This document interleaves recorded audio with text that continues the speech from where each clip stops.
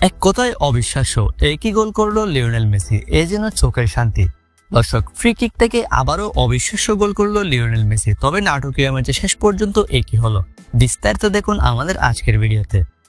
দর্শক, ইন্টার মিয়ামির সাম্প্রতিক সময়টা খারাপ যাচ্ছে, এটা আপনারা সবাই জানেন। একের পর এক টানা ম্যাচ হারতে ছিল মেসি এতদিন, এবারের জন্য তাই হচ্ছিল। তবে শেষ পর্যন্ত কোনো মতে ড্র করলো মায়ামি। দর্শক, MLS কাপের ম্যাচ খেলতে ফিলাডেলফিয়ার বিপক্ষে মাঠে নেমেছিল ইন্টার মিয়ামি। ফিলাডেলফিয়া কিনা পয়েন্ট টেবিলের 1 নম্বরে আছে, তাদের বিপক্ষে MLS এর ম্যাচে মাঠে নেমেছিল মায়ামি।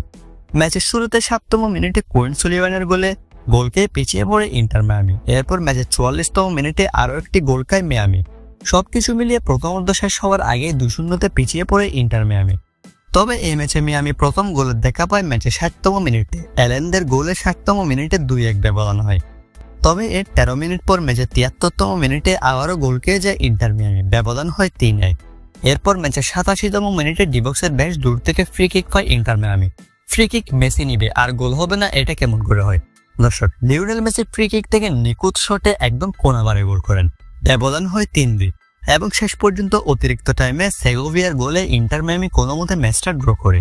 দর্শক, এদিন ম্যান অব দ্য ম্যাচ নির্বাচিত হয়েছেন লিওনেল মেসি। চোখ ধাঁধানো একটা গোলের পাশাপাশি দুর্দান্ত প্লে মেকিংও করেছেন আর্জেন্টাইন এই সুপারস্টার। তবে দুঃখের বিষয় হলো এই ম্যাচটিও জয় পায়নি ইন্টার মিয়ামি। শেষ পর্যন্ত ম্যাচটি 3-3 গোলে ড্র হয়।